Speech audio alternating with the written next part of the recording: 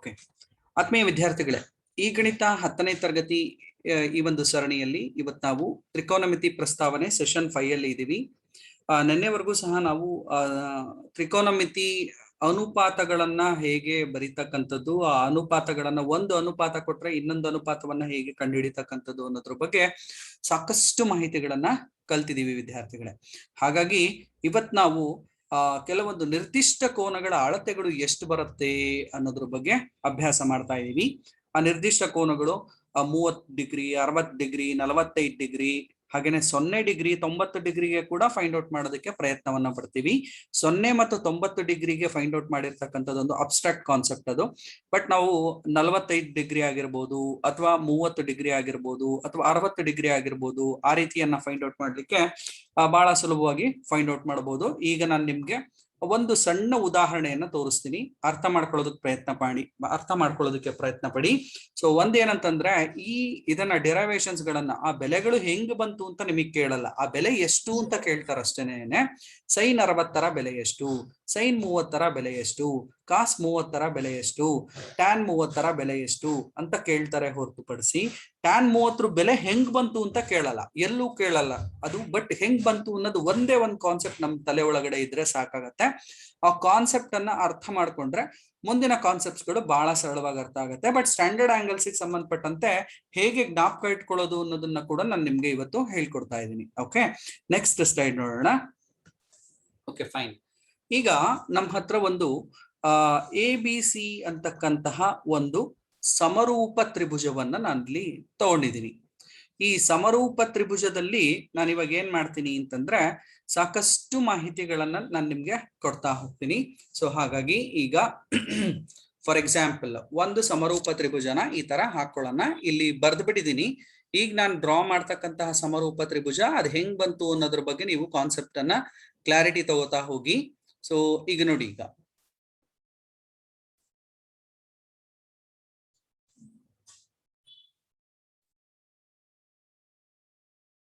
ಇದೊಂದು ಸಮರೂಪ ತ್ರಿಭುಜ ಅಂತ ಅನ್ಕೊಳ್ಳೋಣ. ಈ ಸಮರೂಪ ತ್ರಿಭುಜದಲ್ಲಿ ನಮ್ಗೆ ಎಲ್ಲರಿಗೂ ಕೂಡ ಗೊತ್ತಿದೆ ಏನು ಸಮರೂಪ ತ್ರಿಭುಜ, ಸಮಬಾಹು ತ್ರಿಭುಜ. ಸಮಬಾಹು ತ್ರಿಭುಜ ಅಂತಂದ್ರೆ ಏನು ಅಂತ ಅನ್ಕೊಂಡಿದೀರಾ? ಸಮಬಾಹು ತ್ರಿಭುಜ ಅಂದ್ರೆ ಯಾರಾದ್ರೂ ಹೇಳ್ಬೋದಾ? ಸಮಬಾಹು ತ್ರಿಭುಜ ಅಂದ್ರೆ ಏನು ಅಂತ? ಒಂದೇ ಆಕಾರ ಬೇರೆ ಬೇರೆ ಗಾತ್ರ ಹೊಂದಿರುವ ಆಕೃತಿಗಳು ಸಮರೂಪ ತ್ರಿಭುಜಗಳು. ಆಯ್ತದು. ಓಕೆ, ಸಮಬಾಹು ತ್ರಿಭುಜ ಅಂದ್ರೆ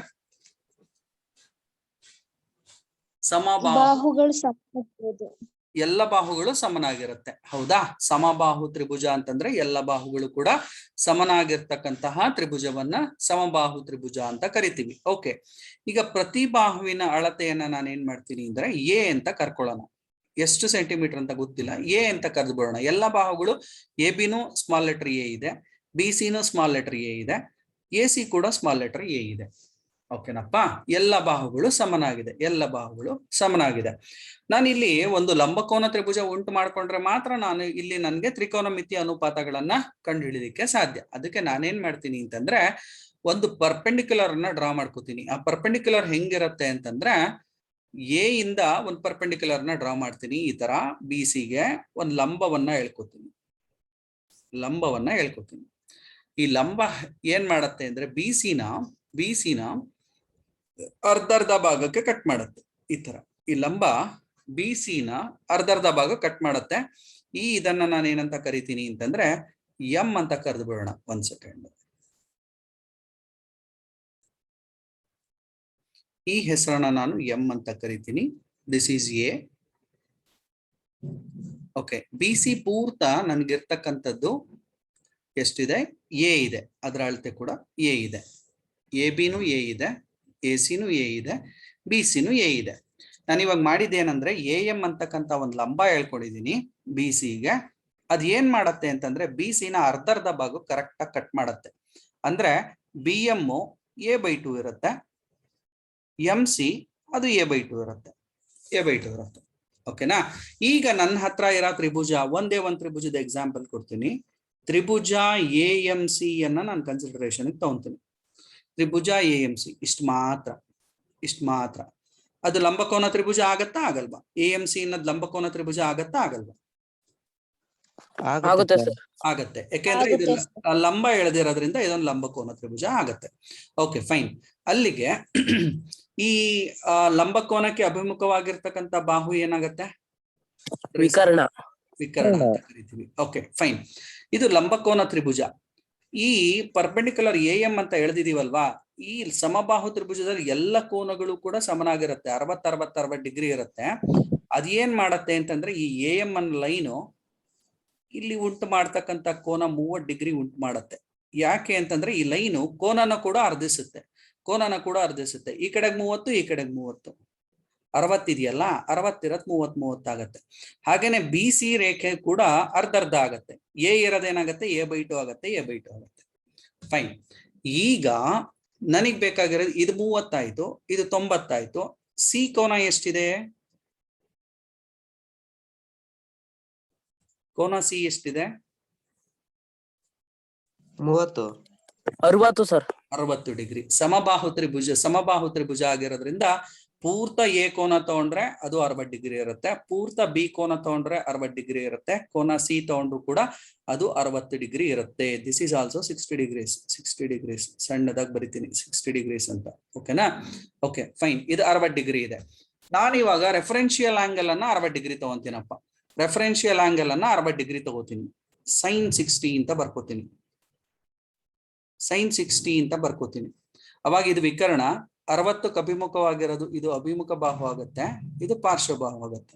ಅಭಿಮುಖ ಬಾಹು ಆಗುತ್ತೆ, ಪಾರ್ಶ್ವ ಬಾಹು ಆಗುತ್ತೆ. ಓಕೆ. sin 60 ಬೆಲೆ ಕಂಡುಹಿಡಿಬೇಕು ಅಂದ್ರೆ ನನ್ಗೆ ಏನೇನ್ ಬೇಕು?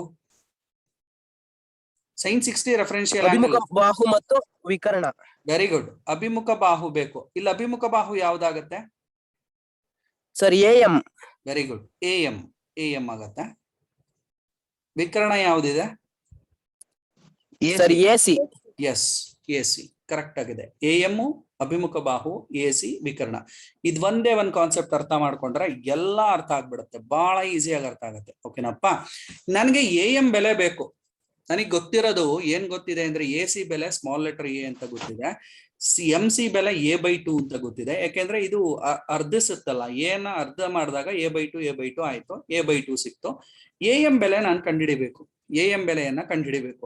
ಇಲ್ಲಿ ನಾನು ಕಂಡುಹಿಡಿದಿದ್ದೀನಿ ನೋಡಿ, ಎಂ ಬೆಲೆಯನ್ನ ಕಂಡುಹಿಡಿದು ತೋರಿಸಿದೀನಿ. ಏನ್ ಮಾಡಿದೀನಿ ಅಂತಂದ್ರೆ ಇಲ್ಲಿ ನಾನು ವಿಕರ್ಣದ ಮೇಲಿನ ವರ್ಗವು ಉಳಿದೆರಡು ಬಾಹುಗಳ ಮೇಲಿನ ವರ್ಗಗಳ ಮೊತ್ತಕ್ಕೆ ಸಮನಾಗಿರುತ್ತೆ. ನನಗೆ ಎಂ ಬೇಕಾಗಿರೋದ್ರಿಂದ ac² - mc² ಅಂತ ಬರ್ಕೊಂಡೆ. ac² - mc² ಅಂತ. ಎ ಅಂತಂದ್ರೆ ಸ್ಮಾಲ್ ಲೆಟರ್ ಎ, ac² ಅಂದ್ರೆ a² ಅಂತ, mc² ಅಂದ್ರೆ a/2 ಹೋಲ್ ಸ್ಕ್ವೇರ್ ಅಂತ. a/2 ಹೋಲ್ ಸ್ಕ್ವೇರ್ ನ ಬಿಡಿಸಿದ್ರೆ a² ಬರುತ್ತೆ. 2 × 2 ಛೇದದಲ್ಲಿ 2 × 2 ಅಂತಂದ್ರೆ 4 ಆಗತ್ತೆ. ಈಗ ತುಂಬಾ ಸಿಂಪಲ್ ಆಗಿ ಅರ್ಥ ಮಾಡ್ಕೊಳ್ಳಿ. ಒಂದು a² ನಲ್ಲಿ ಖಾಲಿ a² ನ ಕಳಿತಾ ಇದೀವಿ ಅಂತ ಅರ್ಥ. ಇದು ನಾವು ಭಿನ್ನರಾಶಿ ವ್ಯವಕಲನಕ್ಕೆ ಹೋಗ್ಬೇಕು ಅಂತ ಏನ್ ಅರ್ಥ ಇಲ್ಲ. ಇದು ಒಂದು a² ಪೂರ್ಣ, ಒಂದು a². ಅದರಲ್ಲಿ ಕಾಲ್ ಭಾಗ a² ನ ಕಳಿತಾ ಇದೀವಿ ಅಂದ್ರೆ ನಮಗೆ ಉಳಿತಕ್ಕಂಥದ್ದು ಮುಕ್ಕಾಲ್ ಭಾಗ a² ಉಳಿಯುತ್ತೆ. ಮುಕ್ಕಾಲ್ ಭಾಗ a² ಅಂದ್ರೆ 4/3 a² ಉಳಿಯುತ್ತೆ. 4/3 a² ಉಳಿಯುತ್ತೆ. ಓಕೆನಪ್ಪ? ಸರಿ. ಎಂ ಬೆಲೆಯನ್ನ ಕಂಡುಹಿಡಿಬೇಕಂದ್ರೆ ಎಲ್ಲದಕ್ಕೂ ವರ್ಗಮೂಲ ತಗೋಬೇಕು. ಎಲ್ಲದಕ್ಕೂ ವರ್ಗಮೂಲ. 3ಕ್ಕೆ ವರ್ಗಮೂಲ ತಗೊಂಡ್ರೆ √3 ಬರುತ್ತೆ. 3ಕ್ಕೆ ವರ್ಗಮೂಲ ತಗೊಂಡ್ರೆ √3 ಬರುತ್ತೆ. a² ನ ವರ್ಗಮೂಲ ತಗೊಂಡ್ರೆ a ಬರುತ್ತೆ. 4ಕ್ಕೆ ವರ್ಗಮೂಲ ತಗೊಂಡ್ರೆ 2 ಬರುತ್ತೆ. ಇದಿಷ್ಟು ಎಂ ಬೆಲೆ ಹೆಂಗ್ ಬಂತು ಅಂತ ಕಂಡಿಡ್ಕೊಂಡ್ಬಿಟ್ರೆ ನಮ್ ಕೆಲ್ಸನೇ ಮುಗ್ದೋಯ್ತು. ಇದು ಕ್ಲಾರಿಟಿ ಸಿಕ್ತಂತ ಅನ್ಕೊಂಡಿದೀನಿ. ಇನ್ನೊಂದ್ಸರಿ ಹೇಳಿ ಅಂದ್ರೆ ಹೇಳ್ತೀನಿ. ಇನ್ನೊಂದ್ಸರಿ ಹೇಳ್ತಾ ಇದ್ದೀನಿ. ಎಂ ಬೆಲೆಯನ್ನ ನಾನು ಕಂಡುಹಿಡಿಯೋದಕ್ಕೆ ಏನ್ ಮಾಡ್ತಾ ಇದ್ದೀನಿ ಅಂದ್ರೆ ಪೈಥಾಗರಸ್ ಪ್ರಮೇಯವನ್ನ ಅನ್ವಯ ಮಾಡ್ತಾ ಇದ್ದೀನಿ. ಪೈಥಾಗರಸ್ ಪ್ರಮೇಯದ ಅನ್ವಯ ac² - mc² ಮಾಡಿದ್ರೆ ಎಂ ಬೆಲೆ ಸಿಗತ್ತೆ. ಅಂದ್ರೆ ಇಲ್ಲಿ ನಾನು ಫಸ್ಟ್ ಏನ್ ಬರ್ಕೊಂತೀನಿ? ವಿಕರ್ಣದ ಮೇಲಿನ ವರ್ಗವು ಉಳಿದೆರಡು ಬಾಹುಗಳು ಅಂತಂದ್ರೆ am² ಮತ್ತೆ mc² ನ ಮೊತ್ತಕ್ಕೆ ಸಮ ಅಂತ ಅರ್ಥ. ನಾನು am² ನ ಇಲ್ಲೇ ಉಳಿಸ್ಕೊಂಡು mc² ನ ಈ ಕಡೆ ಕಳಿಸ್ಕೊತೀನಿ. ಅವಾಗ ಏನಾಗುತ್ತೆ? ac² - mc² ಬಂತು. ac ಯ ಬೆಲೆ a ಇರೋದ್ರಿಂದ ಅದನ್ನ ಹೋಲ್ ಸ್ಕ್ವೇರ್ ಮಾಡಿದ್ರೆ a² ಬರುತ್ತೆ. mc ಯ ಬೆಲೆ a/2 ಇರೋದ್ರಿಂದ a/2 ಹೋಲ್ ಸ್ಕ್ವೇರ್ ಅಂತಂದ್ರೆ a × a² ಅಂಶದಲ್ಲಿ 2 × 2 4 ಛೇದದಲ್ಲಿ ಬರುತ್ತೆ. ಒಂದು a² ನಲ್ಲಿ ಕಾಲ್ ಭಾಗ a² ನ ಕಳೆದ್ರೆ ಮುಕ್ಕಾಲ್ a² ಉಳಿಯುತ್ತೆ. ಇದನ್ನ ನಾನೇನ್ ಮಾಡ್ತೀನಿ? ವರ್ಗಮೂಲವನ್ನ ಕಂಡು ಹಿಡ್ಕೊಂಡಾಗ ನನ್ಗೆ am ನ ಬೆಲೆ √3/2a ಬಂತು. √3/2 ಎ ಬಂತು. ಈಗ ನೋಡಿ ನನ್ಗೆ ಎಲ್ಲ ಸಿಕ್ಬಿಡ್ತು. ಇವೆಲ್ಲ ನನ್ಗೆ ಏನು ಬೇಡ ಇವಾಗ. ಇಷ್ಟೊಂದೆಲ್ಲ ಕಸರತ್ ಮಾಡೋದ್ವಲ್ವಾ, ಇವೆಲ್ಲ ಎಂತದು ಬೇಡ, ಇದನ್ನೆಲ್ಲ ಕ್ಲಿಯರ್ ಮಾಡ್ಬಿಡ್ತೀನಿ. ಎಸ್, ಇಲ್ಲಿಗೆ ಬಂದೆ. ನಾನು ಎ ಎಂ ನ ಬೆಲೆಯನ್ನ ಕಂಡು ಹಿಡ್ಕೊಂಡಿದ್ದಾಯ್ತು. ಎಸ್, AMC ತ್ರಿಭುಜ ತಗೊಂಡಾಗ ಇದು 60 ಡಿಗ್ರಿ ಇದೆ, ಇದು 30 ಡಿಗ್ರಿ ಇದೆ. ಎ ಎಂ ಬೆಲೆ √3/2 ಎ ಇದೆ, ಇದು A/2 ಇದೆ, ಎ ಇದೆ. ಈಗ ನೋಡಿ 60 ಡಿಗ್ರಿಯನ್ನ ಸರಿ ಹೊಂದುವಂತೆ ಮಾಡ್ಕೊಂಡು ಅವಾಗ್ಲೇ ಹೇಳಿದ್ರಿ ನೀವು sin 60ಯ ಬೆಲೆ AM/AC ಅಂತ ಹೇಳಿದ್ರಿ. AM/AC ಅಂತ. AM ನ ಬೆಲೆ ಎಷ್ಟಿದೆಯಪ್ಪ ಇಲ್ಲಿ? AM ನ ಬೆಲೆ ಎಷ್ಟಿದೆ? √3/2a. √3/2a ಇದೆ, ಸರಿನಾ? ಓಕೆ, AC ಬೆಲೆ ಎಷ್ಟಿದೆ? AC ಬೆಲೆ ತ್ರಿಭುಜ ನೋಡ್ಕೊಂಡು ಹೇಳಿ. AC ಬೆಲೆ ಎ ಇದೆ, ಸರಿನಾ? By A. ಇದು ಎ ಬರ್ಕೊಂಡಿದ್ದೀನಿ, ಇಲ್ಲೂ ಎ ಬರ್ದಿದ್ದೀನಿ. ಎ ಕ್ಯಾನ್ಸಲ್ ಆಗೋಯ್ತು, ಉಳಿದಿದ್ದು ನನಗೆ √3/2. ಹಂಗೇನೆ cos 60ರ ಬೆಲೆ ಹೇಳಿ. cos 60ರ ಬೆಲೆ ಮಾಡ್ಬೇಕಂದಾಗ ನಾನೇನ್ ಮಾಡ್ತೀನಿ, ಇದನ್ನ ನಾನೇನ್ ಮಾಡ್ಕೊಂಡೆ, ಇಲ್ಲಿ AM/AC ಕಂಡಿಡ್ಕೊಂಡೆ. AM/AC ಕಂಡಿಡ್ಕೊಂಡೆ. ಹಾಗೇನೆ cos 60ರ ಬೆಲೆ ಹೇಳ್ಬೇಕು ಅಂತಂದ್ರೆ ಪಾರ್ಶ್ವ ಬೈ ವಿಕರ್ಣ. ಪಾರ್ಶ್ವ ಬೈ ವಿಕರ್ಣ ಏನ್ ಮಾಡ್ಬೇಕು ನಾನು ಅಲ್ಲಿಗೆ? MC/AC ಕಂಡಿಡ್ಕೊಂಡ್ರೆ cos 60ರ ಬೆಲೆ ಸಿಗುತ್ತೆ. MC/AC ಕಂಡಿಡ್ಕೊಂಡ್ರೆ cos 60ರ ಬೆಲೆ ಸಿಗುತ್ತೆ. MC ಎಷ್ಟಿದೆ ಇಲ್ಲಿ? A/2. A/2 ಇದೆ. ಓಕೆ, AC ಬೆಲೆ ಎಷ್ಟಿದೆ? A. ಎ ಇದೆ. ಅಂಶ ಇದು ಬೈ1 ಛೇದದಲ್ಲಿರೋದು ಅಂಶ. ಅಂಶ ಕ್ಯಾನ್ಸಲ್ ಮಾಡ್ಬೋದು. ಎ ಕ್ಯಾನ್ಸಲ್ ಆಯ್ತು, ಉಳಿದಿದ್ದು ಅರ್ಧ. sin 60ರ ಬೆಲೆ √3/2, cos 60ರ ಬೆಲೆ 1/2. ಸರಿ, tan 60ರ ಬೆಲೆ ಕಂಡು ಹಿಡಿದು ಬಿಡೋಣ ಹಂಗಾರೆ ಇಲ್ಲೇನೆ. tan 60ರ ಬೆಲೆ tan 60 = sin θ/cos θ. sin 60/cos 60 ಮುಗಿದೋಯ್ತು. sin 60/cos 60 that is equal to sin 60 ಅಂತಂದ್ರೆ √3/2, cos 60 ಅಂದ್ರೆ 1/2. ಅಂಶ ಏನು ಕ್ಯಾನ್ಸಲ್ ಆಗಲ್ಲ, ಛೇದದಲ್ಲಿ 2 ಕ್ಯಾನ್ಸಲ್ ಆಗ್ಬಿಡುತ್ತೆ, ಉಳಿದಿರೋದು √3/2. √3/1 that is nothing but √3. ಓಕೆನಾ? ಸೊ ಈ 60 ಡಿಗ್ರಿಯ ಬೆಲೆಗಳನ್ನ ಕಂಡಿಡ್ಕೊಂಡ್ಬಿಟ್ರೆ 30 ಡಿಗ್ರಿಯ ಬೆಲೆಗಳೆಲ್ಲ ಉಲ್ಟಾ ಆಗತ್ತೆ.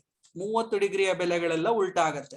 ಏನ್ ಉಲ್ಟಾ ಆಗತ್ತೆ ಅಂತಂದ್ರೆ sin 30ರ ಬೆಲೆ 1/2 ಬರುತ್ತೆ, cos 30ರ ಬೆಲೆ √3/2 ಬರುತ್ತೆ, tan 30ರ ಬೆಲೆ 1/√3 ಬರುತ್ತೆ. ಇದನ್ನ ಕಂಡಿಡ್ಕೊಂತ ಹೋಗ್ಬೋದು. ಬೇಕಾದ್ರೆ ಜಾಸ್ತಿ ತಲೆ ಕೆಡಿಸ್ಕೋಬೇಡಿ. ಒಂದು ಕಾನ್ಸೆಪ್ಟ್ ನಮ್ಗೆ √3/2 ಹೆಂಗ್ ಬಂತು ಅಂತ ಗೊತ್ತಾದ್ರೆ ಸಾಕು, 1/2 ಹೆಂಗ್ ಬಂತು ಅಂತ ಗೊತ್ತಾದ್ರೆ ಸಾಕು. ಇದು ನಿಮ್ಮ ಹೇಗ್ ಬಂತು ಅಂತ ಒಂದ್ ಪ್ರಶ್ನೆ ಬರುತ್ತಲ್ಲ, ಹೆಂಗ್ ಬಂತು ಸರ್ ಇದು ನಿರ್ದಿಷ್ಟ ಕೋನಗಳು ಹೆಂಗ್ ಕಂಡುಹಿಡಿಬೇಕು ನಾವು ಅಂತ ನಿಮ್ಗೆ ಒಂದು ಪ್ರಶ್ನೆ ಬರುತ್ತೆ.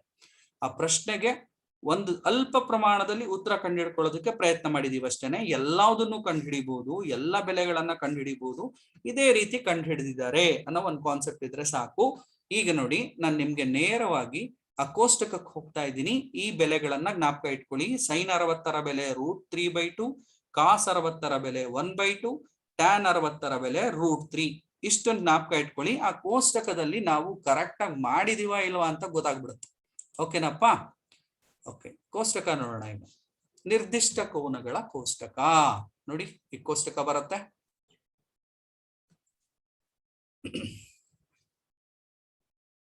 ಇದನ್ನ ನಾವೀಗ ಅನಾಲಿಸಿಸ್ ಮಾಡ್ಬೇಕು, ಹೇಗೆ ಓದ್ಕೊಳ್ಳೋದು ಅಂತ. ಎಸ್, ತೋರಿಸ್ತೀನಿ ನೋಡಿ. ಈಗ ಇದನ್ನ ಓದೋದು ಹೇಗೆ ಅನ್ನೋದನ್ನ ಅಭ್ಯಾಸ ಮಾಡ್ಕೊಂಡ್ರೆ ಸಾಕು. ಇವತ್ತಿನ ನಿಮ್ ಹೋಮ್ ಅಸೈನ್ಮೆಂಟ್ ಇಷ್ಟೇನೆ. sin 0 ಬೆಲೆ ಹೋಗಕ್ಕಿಂತ ಮುಂಚೆ ನೀವೇನ್ ಮಾಡ್ಬೇಕಂದ್ರೆ 30, 45, 60 ಜ್ಞಾಪಕ. 45 ಹಾಗೆ ಕಂಡಿಡಿತೀವಿ, 30, 60ರದನ್ನ ನಾವ್ ಈಗಾಗ್ಲೇ ಕಂಡಿಡ್ಕೊಂಡಿದೀವಿ. 60ರದನ್ನ ಕಂಡಿಡಿದೀವಿ. ಫಸ್ಟ್ ಹೇಳ್ಬಿಡ್ತೀನಿ ನೋಡಿ. sin 60 ಅಂದ್ರೆ ಇಲ್ಲಿಗೆ ಹೋಗ್ಬೇಕು. sin θ ಅಂತ ಇಲ್ಲಿ ಕೊಟ್ಟಿದೀವಿ, 60 ಇಲ್ಲಿ ಕೊಟ್ಟಿದೀವಿ. ದಿಸ್ ಒನ್, ಇದನ್ನ ಬೇರೆ ಕಲರ್ ತಗೊಂತೀನಿ. Okay fine. sin 60ರ ಬೆಲೆನ ಇಲ್ಲಿ ಕೊಟ್ಟಿದ್ದೀನಿ. sin 60ರ ಬೆಲೆ ಎಷ್ಟು ಕೊಟ್ಟಿದೀವಿ ಕಂಡಿಡಿದ್ವಲ್ಲ? √3/2. √3/2 ಕಂಡಿಡಿದ್ವು. cos 60ರ ಬೆಲೆ ಎಷ್ಟು ಅಂತ ಕಂಡಿಡಿದ್ವು? 1/2. 1/2. tan 60ರ ಬೆಲೆ ಎಷ್ಟು ಕಂಡಿಡಿದ್ವು? √3. ಕರೆಕ್ಟಾ? ಸರಿನಾ? ಒಪ್ಕೊಂತೀರಾ ಎಲ್ಲಾರನ್ನು? ಈಗ ನಾವು ಈ 3 ಬೆಲೆ ಕಂಡಿಡ್ಕೊಂಡು ಅಲ್ವಾ, ಅದೇ ತರ 30 ಬೆಲೆ ನಾನು ಹೇಳಿದ್ದೆ ಉಲ್ಟಾ ಆಗತ್ತೆ ಅಂತ. ಕಾಸ್ 60 ಬೆಲೆ ಸೈನ್ 30 ಬೆಲೆ ಆಗತ್ತೆ ಅಂತ ಹೇಳಿದ್ದೆ. ನೋಡಿ ಇದು ಸೇಮ್ ಇದೆ, ಇದು ಸೇಮ್ ಇದೆ. ಸೈನ್ 30 ಬೆಲೆ ಎಷ್ಟು ಬರುತ್ತೆ? ಸೈನ್ 30 ಬೆಲೆ ಎಷ್ಟು ಬಂದಿದೆ ಇಲ್ಲಿ? 1/2. 1/2. ಓಕೆ. ಸೈನ್ 60 ಬೆಲೆ ಕಾಸ್ 30 ಬೆಲೆ ಆಗತ್ತೆ ಅಂತ ಹೇಳಿದೆ. ಎಷ್ಟಿದೆ ಕಾಸ್ 30 ಬೆಲೆ? √3/2. √3/2. Okay fine. ಟ್ಯಾನ್ 60 ಬೆಲೆಯು ವ್ಯುತ್ಕ್ರಮವಾದರೆ ಟ್ಯಾನ್ 30 ಬೆಲೆ ಸಿಗತ್ತೆ ಅಂತ. ಎಷ್ಟು ಬಂತು? 1/√3. 1/√3. ಓಕೆನಪ್ಪ. ಎಷ್ಟು ಸುಲಭವಾಗಿ ಜ್ಞಾಪಕದಲ್ಲಿ ಇಟ್ಕೋಬಹುದು. ಇನ್ನೊಂದು ಟ್ರಿಕ್ ಹೇಳ್ಕೊಡ್ತೀನಿ, ನೋಡ್ಕೊಳ್ಳಿ. ಓಕೆ, ಬರ್ಕೊಳ್ಳೋದು ಇದನ್ನ ನಾವು 0 ಬೆಲೆ ಆಗ್ಲಿ 90 ಡಿಗ್ರೀಸ್ ಬೆಲೆ ಆಗ್ಲಿ ಆಮೇಲೆ ಯೋಚನೆ ಮಾಡೋರಂತೆ. 30, 60 ಬೆಲೆ ಕರೆಕ್ಟ್ ಆಗಿ ಅರ್ಥ ಮಾಡ್ಕೊಂಡ್ಬಿಟ್ರೆ ಮುಗೀತು. ಸೈನ್ 30 1/2, ಕಾಸ್ 30 √3/2. ಇವೆರಡನ್ನ ಭಾಗ ಮಾಡಿದ್ರೆ 1/√3 ಬರುತ್ತೆ. ಇವೆರಡನ್ನ ಭಾಗ ಮಾಡಿದ್ರೆ ಟ್ಯಾನ್ 30 ಬೆಲೆ ಸಿಕ್ಬಿಡುತ್ತೆ. ಸೊ ಇಲ್ಲಿ ನೋಡಿ, ಸೈನ್ 60 ಬೆಲೆ √3/2, ಕಾಸ್ 60 ಬೆಲೆ 1/2. ಇದನ್ನ ಭಾಗ ಮಾಡ್ಕೊಳ್ಳಿ. Sine 60/cos 60 is nothing but tan 60 √3. So ಈ ರೀತಿಯಾಗಿ ನೀವು ಜ್ಞಾಪಕದಲ್ಲಿ ಇಟ್ಕೊಂಡ್ರೆ ಬಹಳ ಸುಲಭ. ಈ ಒಂದು ಕೋಷ್ಟಕವನ್ನ ಕಂಪ್ಲೀಟ್ ಅಟ್ಲೀಸ್ಟ್ ನಾವು ಜ್ಞಾಪಕದಲ್ಲಿ ಇಟ್ಕೊಳ್ಳೇಬೇಕಾಗಿರೋ ಅಂಶಗಳು sine theta, cos theta, tan theta. Sine 0 ಬೆಲೆ 0, ಕಾಸ್ 0 ಬೆಲೆ 1. ನೋಡಿ ಅದೇ ಉಲ್ಟಾ ಆಗತ್ತೆ, ಅದು ಉಲ್ಟಾ ಆಗತ್ತೆ. ಸೈನ್ 0ಯ ಬೆಲೆಯು ಕಾಸ್ 90 ಬೆಲೆಗೆ ಸಮನಾಗಿರುತ್ತೆ. ಕಾಸ್ 0ಯ ಬೆಲೆಯು ಸೈನ್ 90 ಬೆಲೆಗೆ ಸಮನಾಗಿರುತ್ತೆ. ಈ ತರ ನೀವು ಅನಾಲಿಸಿಸ್ ಮಾಡ್ಕೊಂಡ್ರೆ ಯಾವ್ಯಾವ ಬೆಲೆ ಎಲ್ಲೆಲ್ಲಿ ಬರೀಬೇಕು ಅಂತ ಒಂಚೂರು ಜ್ಞಾಪಕದಲ್ಲಿ ಇಟ್ಕೊಂಡ್ಬಿಟ್ರೆ, ಇವತ್ತಿನ ಹೋಮ್ವರ್ಕ್ ನಿಮ್ದು ಇದೇನೇನೆ. ಈ ಕೋಷ್ಟಕದಲ್ಲಿ ಸೈನು, ಕಾಸು, ಟ್ಯಾನು ಈ ಮೂರುದೂನು ಇದಿಷ್ಟು ಕಾಲಮ್ ಅನ್ನ ತುಂಬಕ್ ಬಂದ್ರೆ, ಇಲ್ಲಿಂದ ಮುಂದಕ್ಕೆ ತುಂಬಾ ಸುಲಭ. ಹೇಗ್ ಸುಲಭ ಅಂದ್ರೆ ನೋಡಿ, ಕೋಸಿಕೆಂಟ್ ಅನ್ನೋದು ಸೈನ್ ನ ವ್ಯುತ್ಕ್ರಮ ಆಗತ್ತೆ. ಸೈನ್ ನ ವ್ಯುತ್ಕ್ರಮ 1/2 ಉಲ್ಟಾ ಮಾಡಿದ್ರೆ 2 ಬರುತ್ತೆ. 1/√2 ಉಲ್ಟಾ ಮಾಡಿದ್ರೆ √2 ಬರುತ್ತೆ. √3/2 ಉಲ್ಟಾ ಮಾಡಿದ್ರೆ 2/√3 ಬರುತ್ತೆ. ಇದ್ರ ಬಗ್ಗೆ ನೀವು ತಲೆನೇ ಕೆಡಿಸ್ಕೋಬೇಡಿ. ಇಷ್ಟಕ್ಕೆ ಈ ಮೂರರ ಬೆಲೆಯನ್ನ ಕಂಡಿಡ್ಕೊಂಡ್ರೆ ನೀವು ತುಂಬಾ ಸುಲಭವಾಗಿ ಲೆಕ್ಕಗಳನ್ನ ಮಾಡಬಹುದು ಅಂತ ಹೇಳ್ತಾ 1-2-3 ಸ್ಯಾಂಪಲ್ ಪ್ರಾಬ್ಲಮ್ಸ್ ನ ತೋರಿಸ್ತೀನಿ. ಈ ಕೋಷ್ಟಕ ಪ್ರತಿ ಇದರಲ್ಲೂ ಬರ್ತಾ ಹೋಗುತ್ತೆ. ಅದನ್ನ ನೀವು ಯಾವ ತರ ಲೆಕ್ಕ ಕೇಳ್ತಾರೆ, ಈ ಕೋಷ್ಟಕ ಬರೀರಿ ಅಂತ ಕೇಳಲ್ಲ ಎಕ್ಸಾಮ್ ಅಲ್ಲಿ ಯಾವ ತರ ಪ್ರಶ್ನೆಗಳು ಕೇಳ್ತಾರೆ ಅಂತ 1-2-3 ಪ್ರಶ್ನೆಗಳನ್ನ ನಾನು ಇವಾಗ ಡಿಸ್ಕಸ್ ಮಾಡ್ತಾ ಹೋಗ್ತೀನಿ.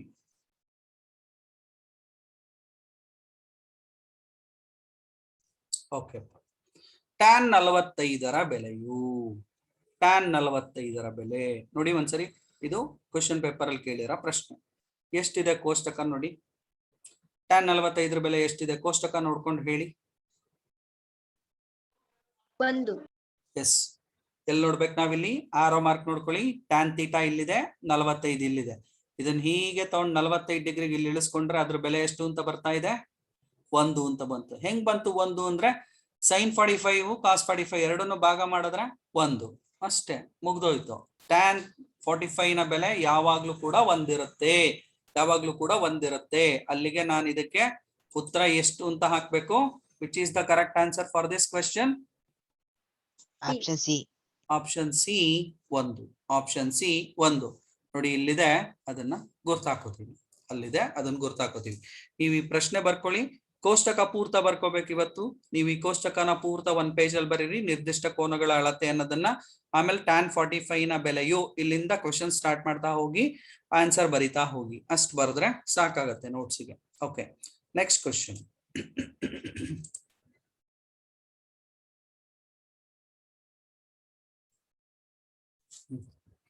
ಸೈನ್ 60 ಇಂಟು ಕಾಸ್ 30ರ ಬೆಲೆ.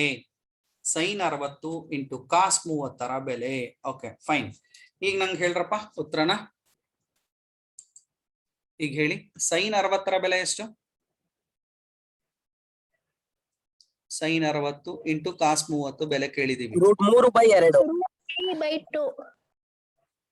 ಸೈನ್ 60 ಬೆಲೆ √3/2. ಇಲ್ಲೇ ನೋಡ್ತಾ ಇದೀರಲ್ಲ, ಇಲ್ಲಿ ಕೋಷ್ಟಕನೂ ಕಾಣಿಸ್ತಾ ಇದೆ. Okay fine. ಇಂಟು ಅಂತ ಕೇಳಿದಾರೆ, ಇದಕ್ಕೊಂದು ಬ್ರಾಕೆಟ್ ಹಾಕ್ಬಿಡೋಣ. ಇಂಟು ಕಾಸ್ 30ರ ಬೆಲೆ √3/2. Yes, very good. √3/2. ಇದನ್ನ ಗುಣಿಸೋಣ. √3 into √3 √9. Whole square. √3 whole square. √3 whole square ಸರಿನಾ? Okay fine. √3 whole square. Okay divided by ಎರಡೆರಡ್ಲ 4. 4. √3 ಹೋಲ್ ಸ್ಕ್ವೇರ್ ಅಂದ್ರೆ ಸ್ಕ್ವೇರ್ ರೂಟ್ ಕ್ಯಾನ್ಸಲ್ ಆಗತ್ತೆ. ಉಳಿಯೋದು 3/4. 3/4. ಯಾವ ಆಪ್ಷನ್ ಅಲ್ಲಿ ಇದೆ 3/4? ಸಿ.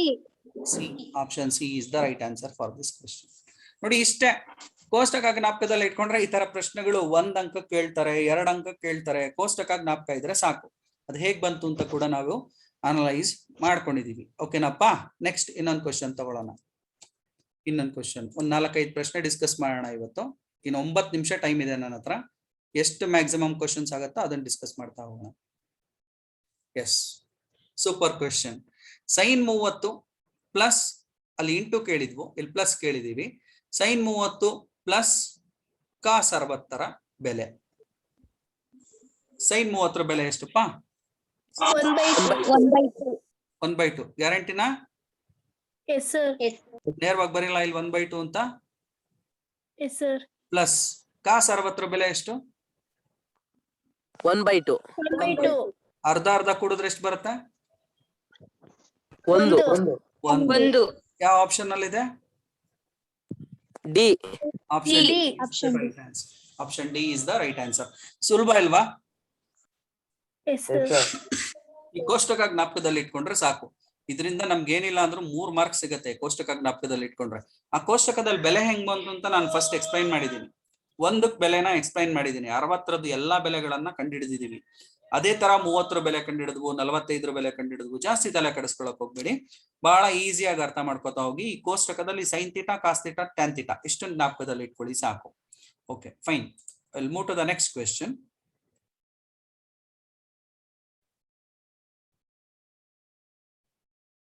ಓಕೆ ಏನಿದೆ? tan 45 ಪ್ಲಸ್ cot 45 ನ ಬೆಲೆ.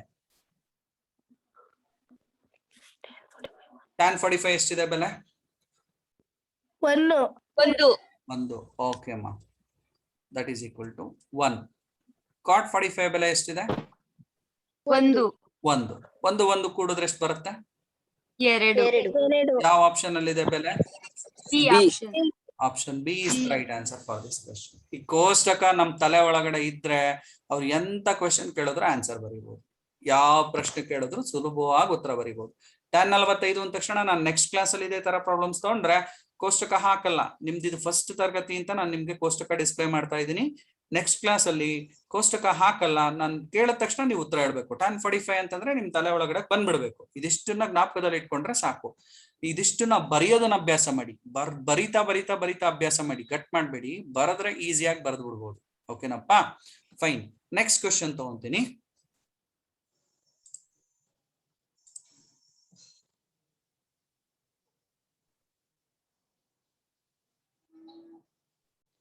sin 2a is equal to 2 sin a ಆದರೆ a ಯ ಬೆಲೆಯು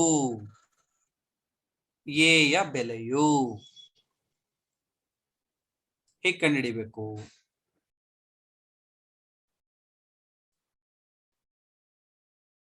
ಯೋಚನೆ ಮಾಡ್ತೀರಾ? ಈ ಪ್ರಶ್ನೆನ ನಿಮ್ಗೆ ಕೊಡ್ತಾ ಇದ್ದೀನಿ. sin 2a is equal to 2 sin a ಆದಾಗ ಏನ ಬೆಲೆ ಎಷ್ಟು ಬರುತ್ತೆ ಅಂತ ಸ್ವಲ್ಪ ಯೋಚನೆ ಮಾಡಿ ಈ ಕೋಷ್ಟಕ ಇಟ್ಕೊಂಡು ಕಂಡು ಹಿಡೀರಿ. ಪ್ರಯತ್ನ ಮಾಡಿ. ಗೊತ್ತಾಗ್ಲಿಲ್ಲ ಅಂದ್ರೆ ನೆಕ್ಸ್ಟ್ ಕ್ಲಾಸ್ ಅಲ್ಲಿ ಹೇಳ್ಕೊಡ್ತೀನಿ. ಇದು ಟ್ರಿಕ್ಕಿ ಕ್ವೆಶ್ಚನ್. ಹೆಂಗ್ ಕಂಡುಹಿಡಿಬಹುದು ಅಂತ ಯೋಚನೆ ಮಾಡಿ, ಅವಾಗ ಸುಲಭವಾಗಿ ಕಂಡುಹಿಡಿಬಹುದು. ಓಕೆನಾ? ಟ್ರೈ ಮಾಡಿ ನೋಡೋಣ. Next question.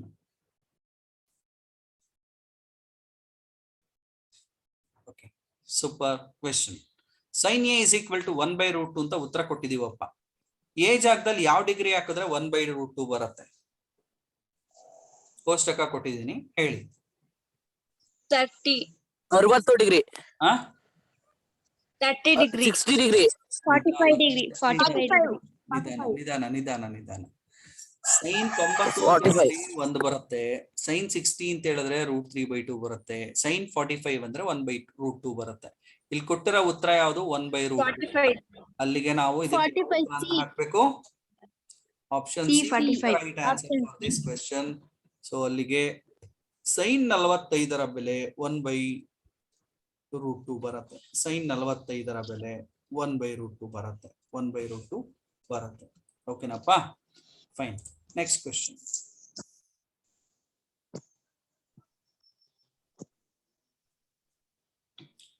Cos theta is equal to 1 ಆದರೆ ಥೀಟಾದ ಬೆಲೆ ಎಷ್ಟು? ಥೀಟಾದ ಬೆಲೆ ಎಷ್ಟು? 2 cos theta is equal to 1. ಅದನ್ನ ಹೆಂಗ್ ಬರ್ಕೋಬಹುದು ಅಂತ ಯೋಚನೆ ಮಾಡಿ.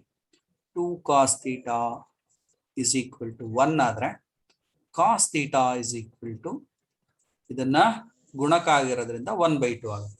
ಇವಾಗ ಹೇಳ್ಬೋದಾ ಉತ್ತರನ? ಥೀಟಾ ಬೆಲೆ ಎಷ್ಟು ಅಂತ? 45. ಯಾವ ಬೆಲೆಗೆ ಥೀಟಾ ಬೆಲೆ ಕೊಟ್ರೆ, ಯಾವ ಡಿಗ್ರಿ ಕೊಟ್ರೆ ಅರ್ಧ ಬರುತ್ತೆ? 60 degree. Yes, 60 absolutely. degree. 60 degree. Absolutely, this is the right answer. Cos 60 degree ಕೊಟ್ರೆ 1/2 ಇದೆ ಉತ್ತರ. ಕ್ಲಾರಿಟಿ ಇದೆಯಾ? ಯಾವ್ದು ಆಪ್ಷನ್ ಇದಕ್ಕೆ? D. Option D is the right answer for that question. ಇನ್ನೊಂದು ಪ್ರಶ್ನೆ ತಗೊಂಡ್ಬಿಟ್ಟು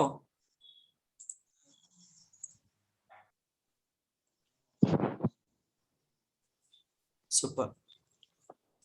tan a plus b is equal to √3 ಆದಾಗ a plus b ಜಾಗದಲ್ಲಿ ಯಾವ ಡಿಗ್ರಿ ಇರಬೇಕು ಅಂತ ಕೇಳಿದೀವಪ್ಪ.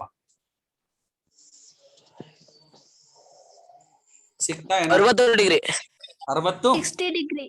Yes, absolutely Degree. correct. Absolutely correct. a plus b ಜಾಗದಲ್ಲಿ 60 ಡಿಗ್ರಿ ನೋಡಿ ಇಲ್ಲಿದೆ. tan 60ರ ಬೆಲೆ √3 ಅಂತ. 60 degree. tan 60 is equal to √3 ಅಂತ ಬರ್ಕೊಂತೀನಿ. ಇಲ್ಲಿ a plus b ಜಾಗದಲ್ಲಿ 60 ಡಿಗ್ರಿ ಬರ್ದಿದ್ದೀನಿ. Option D is the right answer for this question.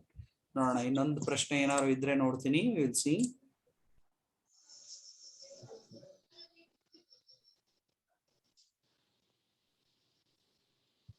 S, last question. ನನ್ನ ಹತ್ರ ಇನ್ನು 2 ನಿಮಿಷ ಟೈಮ್ ಇದೆ, ಕ್ವಿಕ್ ಆಗಿ ಹೇಳ್ಬೇಕು.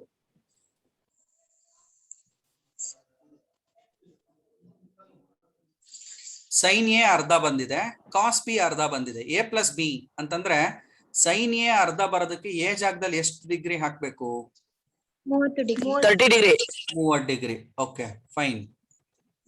cos ಅರ್ಧ ಬರ್ಬೇಕಾದ್ರೆ b ಜಾಗದಲ್ಲಿ ಎಷ್ಟು ಹಾಕ್ಬೇಕು? 60 degree. 60 ಡಿಗ್ರಿ. 60 30 ಕೂಡಿದ್ರೆ ಎಷ್ಟು ಬರುತ್ತೆ? 90 degree. 90 ಡಿಗ್ರಿ ಬರುತ್ತೆ. That is the right answer. Option C.